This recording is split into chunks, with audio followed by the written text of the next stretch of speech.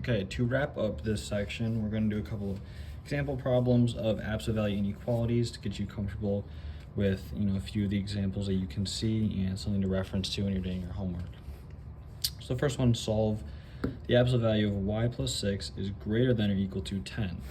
So what this means is, again, solve for values of y that will make this inequality true. So we set it up the same as we saw in the last video.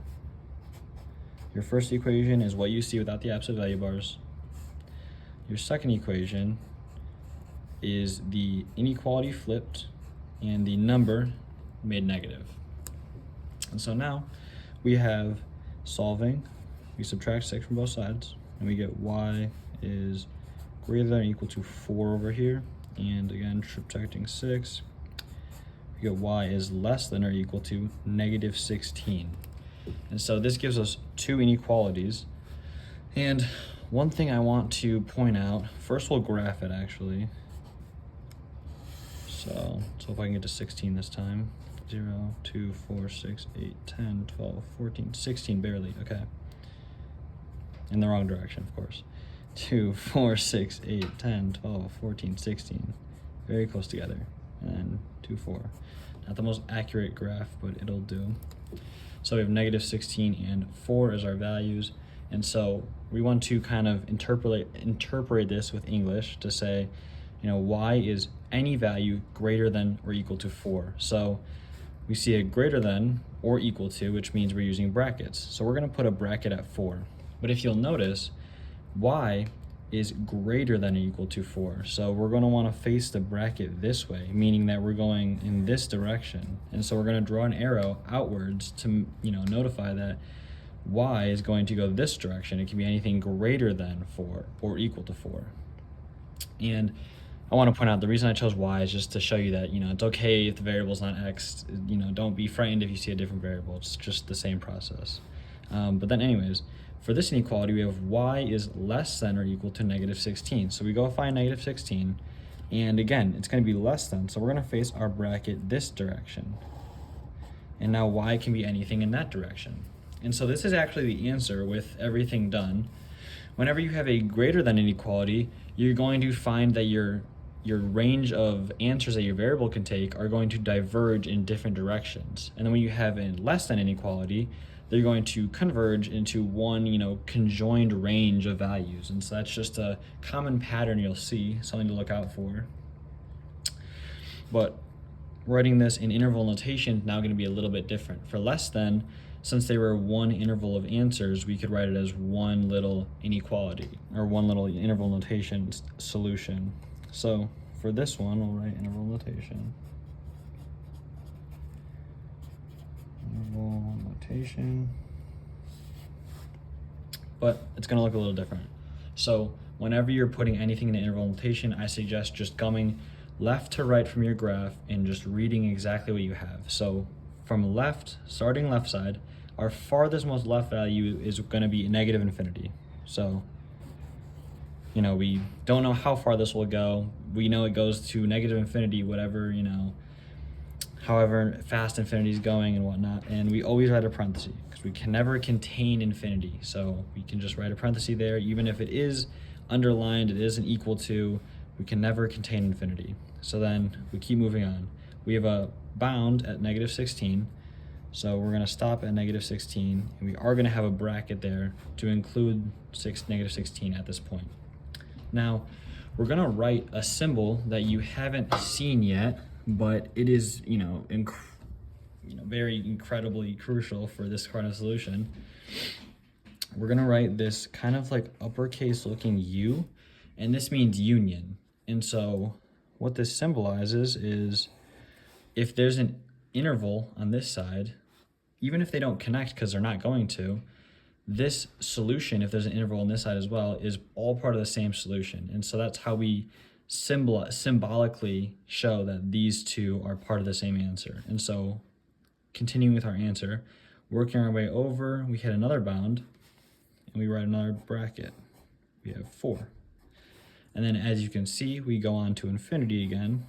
So we write a parenthesis, and this whole thing is our answer. It is from negative infinity to negative 16 inclusive, anything right here we could pick for y, and it would make the equation true.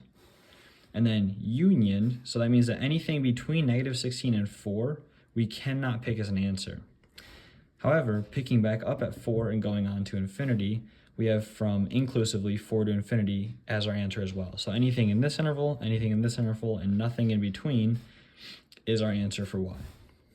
And so that is the interval notation for that. Again, this means union. You'll have to use that whenever you have a greater than or greater inequality. And so our next example, we'll say solve, now we're going to do 3 times the absolute value of z minus 2 is now greater than 18. And so same as last video, our first step is isolate the absolute value. So we need to divide by 3 or multiply by 1/3. That will give us an absolute value of z minus 2 is greater than 6. And then our next step is to set up our two equations. So we have z minus 2 greater than 6 and z minus 2 less than negative 6. And solving, we add 2 to both sides. You get z is greater than 8 and z is greater than, z is less than negative 4. And again, we need to represent this graphically. So we write a number line. We have 0, 2, 4, 6, 8, and negative 2, stop at negative 4. So, sorry, if you could hear that, my dog is going up the stairs. We have z is greater than 8. So we find 8, and we use a parenthesis to indicate that it is not equal to. It does not include 8, it is just greater than 8.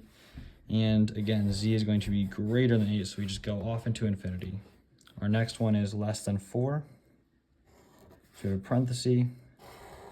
And again, we go off into the negative direction. Z is just less than negative 4. And so, again, these do not overlap. They have separate, unique intervals. So the interval notation, we're going to read from left to right. Starting left, we're at negative infinity, not inclusive. We hit a boundary of negative 4. Again, not inclusive. And then we know we need a union because we have a whole separate interval. Nothing in here. We hit another bound, 8. And then again, going off into infinity. So this is our answer in interval notation. That is a negative, not a smudge. And so this example has been solved. And we ran out of room, but I wanted to do one more similar to when we were doing absolute value equations, because these edge cases can be tricky, and I want you to have something to reference if you get stuck. So we're going to go 1 over 17 times the absolute value of 2x plus 8 is less than or equal to 0. Again, 0 is going to be a tricky case almost all the time. And so first things first, we want to isolate the absolute value. That means multiplying both sides by 17 to get 1 over here, because 17 over 17 cancels to 1. And over here won't matter because anything times 0 is 0. So that will give us the absolute value of 2x plus 8 is less than 0. I kind of did that just to show, how you would solve by multiplying by 17, but it didn't matter because we had a 0 on this side. Anyways, setting up our equations though, we have 2x plus 8 is less than or equal to 0.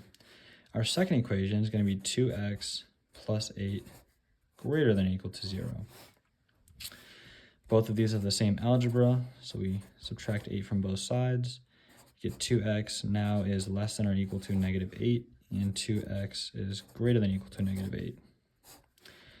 And then again, same algebra, divide by 2 on both sides, and you get x is less than negative 4. The sign the inequality didn't flip because we weren't dividing by a negative, even though we divided negative 8 by 2, which is a negative number, it was by 2. The 2 is what matters. The 2 is not negative, so we're good. We do not have to flip anything. And then over here, x is greater than or equal to negative 4. Now you'll kind of realize this might seem a little tricky. X is any value less than or equal to negative 4, but also it has to follow the law that x is any value greater than or equal to negative 4. Now I'm thinking of a number that is greater than or equal to -4, but also less than or equal to -4. And that number can only be -4. And so even though you have two equations and two inequalities, since it's 0, you will only have one answer, and that is actually an equation that x is equal to -4. And, you know, graphically, I mean, you could show this graphically, but you have 0, 1, 2, 3, 4, 1, 2, 3, 4. -4, well, if x is greater than or equal to -4, you'd write it right here, but x is less than or equal to -4, so literally the only value that counts is -4 right here. So you have now, even though we started with an inequality, we ended up with an explicit answer of x equals -4. So that is it for this video and for this section. If you have any questions, leave them in the comment, and if you found this helpful, then you should subscribe. Thank you very much.